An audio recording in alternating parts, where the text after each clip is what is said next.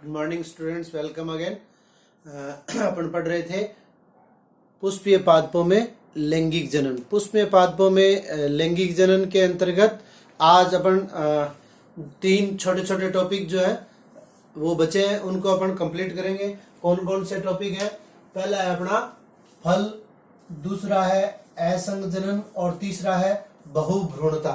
फल किसे कहते हैं ये अपन ने पहले भी चर्चा की थी। परिपक्व अंडाशय को फल कहते हैं। तो अपन जानते हैं मादा जननांग, जायांग, जायांग का प्रत्येक भाग स्त्री केसर, और स्त्री केसर के अंतर्गत ये अपने तीन संरचनाएं थी। पहली वर्तिकाग्र, दूसरा वर्तिका और तीसरा अंडाशय। अंडाशय में अपन ने देखा था अंडाशय में क्या लगे हुए रहते हैं? अंडाशय में बीजांड लगे हुए रहते हैं, ये बीजांड। और इसके बाद में अपन ने पढ़ा था कि बीजांड के अंदर क्या है? मादा युग्मक, ये भ्रूण कोश। भ्रूण कोश मादा युग्मक है जो कि एक 7 कोशिकीय और 8 केंद्रकीय संरचना है। ये 3 कोशिकाएं ऊपर एंटीपोडल सेल्स, 3 कोशिकाएं नीचे, 2 सिनर्जिड या सहायक कोशिका और 1 अंड कोशिका और ये द्वितीय कोशिका।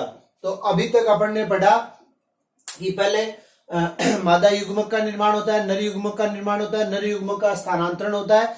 यानी जो लैंगिक जनन है, लैंगिक जनन को हमने 3 भागों में विभाजित किया था, निषेचन पूर्व, निषेचन और निषेचन पश्च। तो निषेचन पूर्व के अंतर्गत युग्मक का निर्माण और उसके बाद में युग्मक स्थानांतरण। तो युग्मक स्थानांतरण के द्वारा परागकण यहाँ पर आकर गिर गया और उसके बाद में निषेचन के दौरान इसने क्या किया? परागनलिका का निर्माण किया। ये परागनलिका इधर से अंदर प्रवेश करती है और आवर्तबीजी पादपों में 2 बार निषेचन की क्रिया होती है। एक बार एक नर केंद्रक और एक अंड केंद्रक के द्वारा युग्मनज का निर्माण होता है। युग्मनज आगे विकास करके भ्रूण का निर्माण करता है और द्वितीय कोशिका निषेचन के द्वारा क्या करती है? ये जो भ्रूण कोश है इसको आप याद रखना, ये कै जो है वो किस में बदल जाएगा? पै में। ठीक है, तो यहां क्या बन जाएगा? भ्रूण पोष। भ्रूण कोश की जगह भ्रूण पोष, और भ्रूण पोष का निर्माण जो है वो भ्रूण के निर्माण से पहले होता है। और उसके बाद में क्या होगा कि जैसे ही निषेचन की क्रिया होती है ये बीजांड जो है वो किस में परिवर्तित हो जाएगा? बीज में। बीजांड के जो दोनों आवरण है वो किस में परिवर्तित हो जाएंगे? अध्यावरण। अध्यावरण किस में परिवर्तित हो जाएंगे? बीजावरण, जिन्हें हम क्रमशः टेस्टा और टेगमन कहते हैं। ये अपन ने पिछले वीडियो में पढ़ा था बीज के अंतर्गत। आज अपन बात कर रहे हैं फल की। तो इसी प्रकार ये जो अंडाशय है, ये अंडाशय किस में परिवर्तित हो जाएगा? ये अंडाशय निषेचन के पश्चात धीरे धीरे फल में परिवर्तित होने लगेगा। तो फल किसे कहते हैं? परिपक्व अंडाशय को फल कहते हैं। ठीक है, यहां पर 1 नंबर का प्रश्न पूछा गया है बोर्ड की परीक्षा में कि पेरिकार्प क्या है। तो ये जो अंडाशय की भित्ति है, वॉल ऑफ ओवेरी, अंडाशय की भित्ति किस में परिवर्तित हो जाती है? फल भित्ति में। यानी अंडाशय जो है वो तो किस में परिवर्तित हो गया?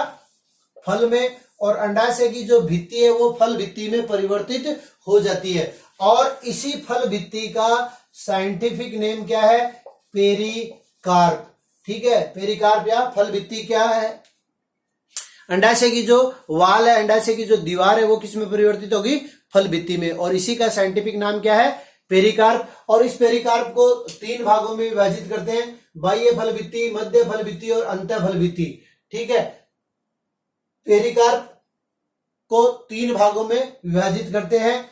एपिकार्प, ये साइंटिफिक नेम लिख रहा हूं मैं, एपिकार्प, मीजोकार्प, एपिकार्प, मीजोकार्प और एंडोकार्प, या इन्हें हम साधारण भाषा में बाह्य फल भित्ति, मध्य फल भित्ति और अंत फल भित्ति भी कह सकते हैं। अब इनमें से जो बाह्य फल भित्ति है पेरिकार्प, ये क्या करती है? ये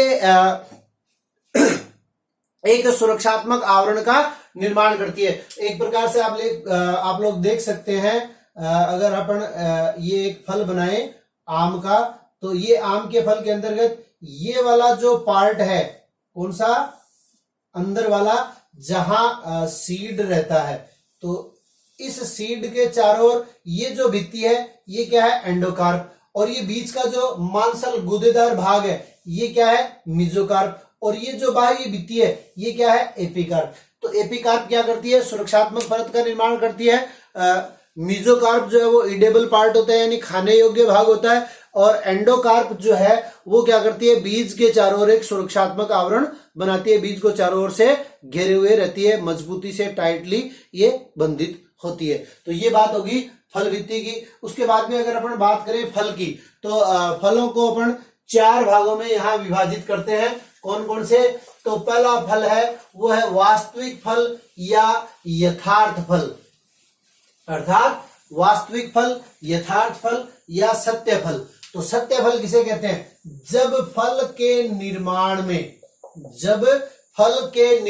में केवल अंडाशय भाग लेता है, यानी खाने योग्य जो भाग है वो क्या है, केवल अंडाशय है, अंडाशय परिपक्व होके फल में रूपांतरित हुआ, तो उसको अपन क्या कहते हैं, सत्य फल या यथार्थ फल या वास्तविक फल। ठीक है, तो फिर झूठे फल कौन से हुए या अवास्तविक फल कौन से हुए, तो दूसरा फल अपन ले लेते हैं अवास्तविक या आभासी फल, या साधारण भाषा में इसको कहते हैं अपन झूठा फल।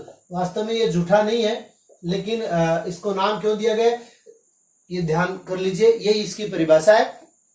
जब फल के निर्माण में अंडाशय के अलावा पुष्प का अन्य भाग और विशेष रूप से कौन, पुष्पासन भी फल के निर्माण में जब भाग ले लेता है तो उसे हम क्या कहते हैं, आभासी फल। जब फल के निर्माण में अंडाशय के अलावा अन्य संरचनाएं, खास तौर से पुष्पासन एक खाने योग्य भाग का निर्माण करता है, तो उसे हम आभासी फल कहते हैं। उदाहरण सेब है, स्ट्रॉबेरी है, अखरोट है, ये सारे के सारे किसके उदाहरण है, आभासी फल के। तीसरे फल की अगर अपन बात करें तो देखिए तीसरा फल क्या है, अनिषेक फल।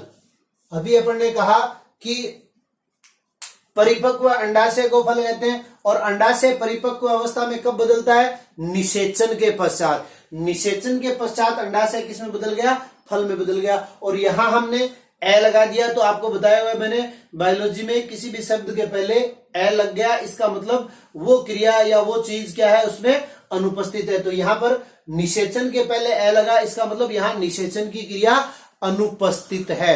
तो बिना निषेचन की क्रिया के ही हमने क्या कहा, फल क्या है,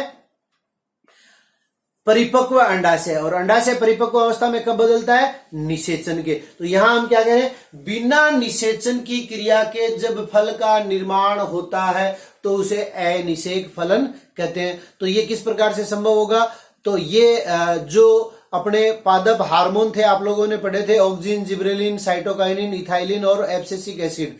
ठीक है, तो इथाइलिन का स्राव जब ज्यादा हो जाता है तब जो अंडाशय है वो बिना निषेचन के ही फल में परिवर्तित हो जाता है, और इस प्रकार के जो फल बनते हैं उनमें बीज नहीं होते। तो इसका उदाहरण आप आसानी से याद रख सकते हैं, केला।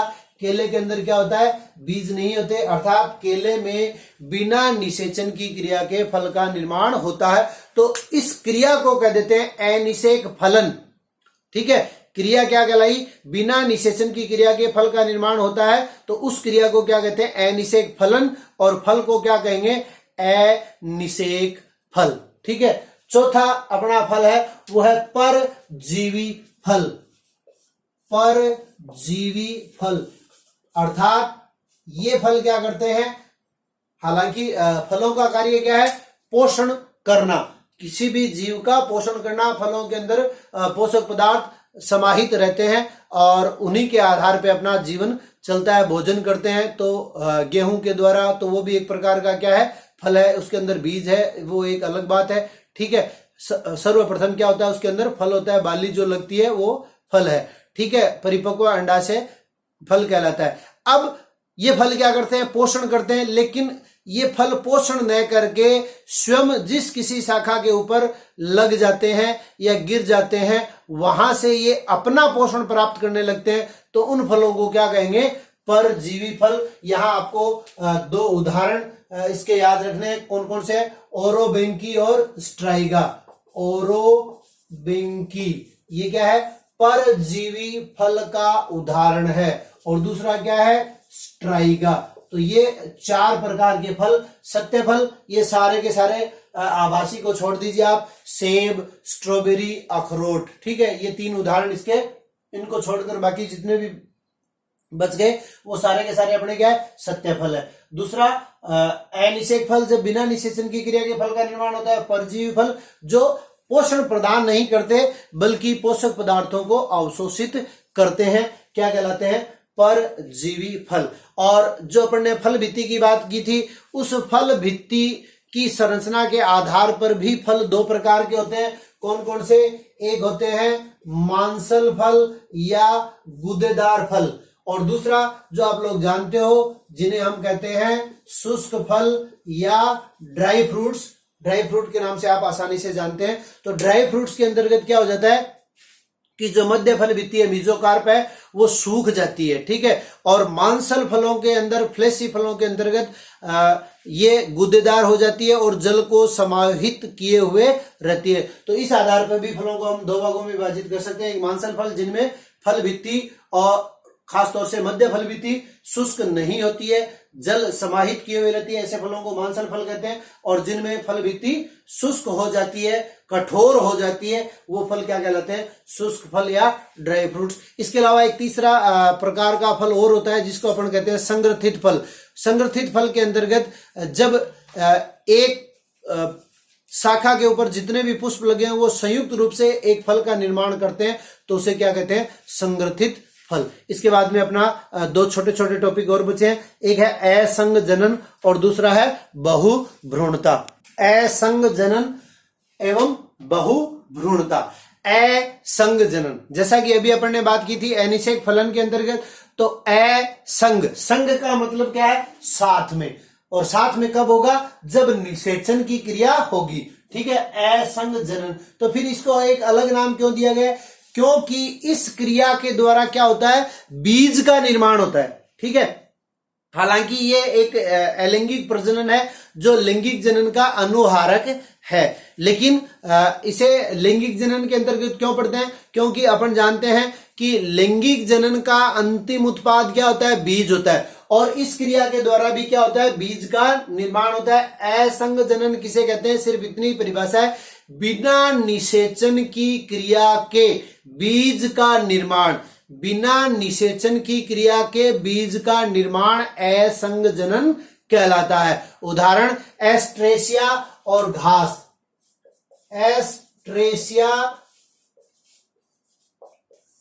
और घास कुल के जो पादप हैं उनमें असंग जनन पाया जाता है। अब असंग जनन किस प्रकार से हो सकता है, ठीक है, तो जो अंड कोशिका है वो अंड कोशिका क्या हो, माइटोटिकली अंड कोशिका का निर्माण अपन जानते हैं अर्धसूत्री विभाजन के द्वारा हुआ है। भ्रूण कोश के अंदर जितनी भी कोशिकाएं बनती है वो सारी की सारी किस प्रकार से बनी है, अर्धसूत्री विभाजन के द्वारा। अब अर्धसूत्री विभाजन के द्वारा जब ये अंड कोशिका बनती है, ये समसूत्री विभाजन करके द्विगुणित कोशिका में रूपांतरित हो जाती है और फिर ये क्या कर लेती है, भ्रूण का निर्माण कर लेती है बिना निषेचन की क्रिया के। तो क्या होगा, असंग जनन। बीजांड की जो कायी कोशिका है, अभी जो अपन ने बात की थी ये बीजांड है, तो बीजांड के अंतर्गत जो कायी कोशिकाएं हैं वो कायी कोशिका कौन सी है, जिनका निर्माण अर्धसूत्री विभाजन के द्वारा नहीं हुआ है, यानी अध्यावरण की कोशिका, निभाग की कोशिका, बीजांड काय की कोशिका, बीजांड वृंत की कोशिका, हाइलम की कोशिका, ये सारी की सारी क्या है, कायिक कोशिकाएं हैं, ठीक है। तो ये कायिक कोशिकाएं क्या करें, भ्रूण के अंदर रूपांतरित हो जाए, जैसे नींबू और आम के अंदर सामान्यतः ऐसा होता है, यानी यहां की कोई भी कोशिका, ये कोशिका, ये कोशिका, ये कोशिका, ये पहले से ही क्या है, द्विगुणित है, ध्यान में रखना है। यहां बीजांड के अंदर सूत्र गुणिता भी आपको पूछी जा सकती है। तो भ्रूण कोश जो होता है, जिसे कि हम क्या कहते हैं, मादा युग्मक कहते हैं, तो भ्रूण कोश की सारी कोशिकाएं क्या होती है, अगुणित होती है। भ्रूण कोश की कोशिकाओं को छोड़ दें तो बाकी सारी कोशिकाएं क्या होती है, द्विगुणित होती है, और इन्हें कायिक कोशिकाएं भी कहते हैं। तो बीजांड की कायिक कोशिका क्या करे, भ्रूण में रूपांतरित हो जाए और फिर वो क्या कर लेगी, बीज का निर्माण कर लेगी, तो वो पहले से ही क्या होगी, द्विगुणित होगी। भ्रूण कोश में वृद्धि हो जाए, ठीक है, भ्रूणकोश जो है वो पूरा का पूरा भ्रूणकोश वृद्धि करके क्या कर ले, भ्रूण का निर्माण कर ले। या फिर क्या हो सकता है, एक से अधिक भ्रूणकोश की उपस्थिति हो, तो एक से अधिक भ्रूणकोश की उपस्थिति होने पर उनसे भी क्या होगा, बीज का निर्माण हो जाएगा। और इसी क्रिया को, ये जो चौथा स्टेप है, एक से अधिक भ्रूणकोश की उपस्थिति, इसी को हम क्या कह देते हैं, बहुभ्रूणता। बहु का मतलब अधिक, भ्रूण का मतलब एक से ज्यादा भ्रूण, ठीक है। तो बहुभ्रूणता, एक से अधिक भ्रूण का निर्माण, एक से अधिक भ्रूण का निर्माण। किसी भी पादप के अंदर अगर एक से अधिक भ्रूण उपस्थित हो तो उसे हम क्या कह देंगे, बहुभ्रूणता। एक से अधिक भ्रूणों की उपस्थिति संतरे और नींबू, या यूं कह दें कि सिट्रस जो कुल है उसके अंतर्गत देखा गया है। बहुभ्रूणता कैसे उत्पन्न हो सकती है, तो जो हमने असंगजनन के कारण पढ़े वो सारे के सारे कारण किसके हैं, वो बहुभ्रूणता की है। अर्थात द्विगुणित अंडकोशिका, द्विगुणित जो अंडकोशिका है वो क्या कर ले, एक भ्रूण का निर्माण कर ले, और एक सामान्य जो अंडकोशिका है वो भ्रूण का निर्माण कर ले, और बीजांड की कोई भी कायी कोशिका भ्रूण का निर्माण कर ले।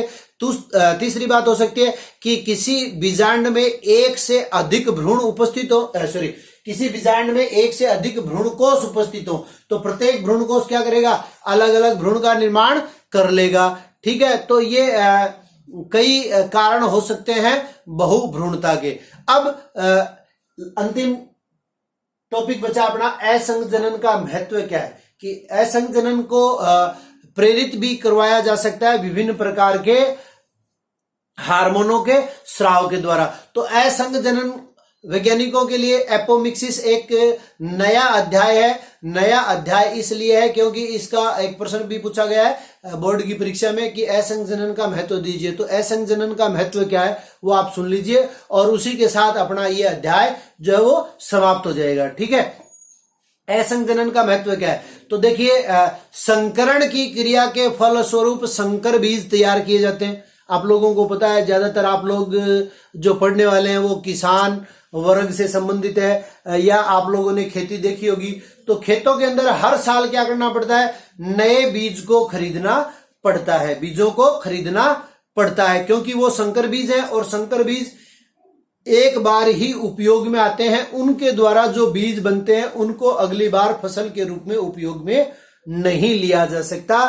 फसल उगाने के लिए पुनः एक बार क्या करना पड़ेगा, नए बीजों को खरीदना पड़ेगा। लेकिन असंगजनन की क्रिया से जो बीज तैयार किए जाते हैं उन्हें हर साल तैयार करने की आवश्यकता नहीं होती है। उन्हें 3, 4, 5 सालों तक किसान जो है वो सुरक्षित रख सकते हैं। अर्थात जो बीज खरीद के लेके आए, उन बीजों को उगाया, उनसे जो बीज प्राप्त हुए उनमें से कुछ बीज अगले साल फसल बोने के लिए रख लेते हैं। तो असंगजनन का ये सबसे बड़ा महत्व है, इसलिए वैज्ञानिकों का आजकल इसकी तरफ बहुत ज्यादा ध्यान आकर्षित है कि असंगजनन के द्वारा वो क्या करते हैं, बीज को तैयार करते हैं, ताकि बार बार संकरण की क्रिया नहीं करवानी पड़े, और उनसे उत्पन्न बीज किसान अगले वर्ष फसल के रूप में फसल लेने के लिए सुरक्षित रख सके। ये क्या है, असंगजनन का महत्व है। और इसी के साथ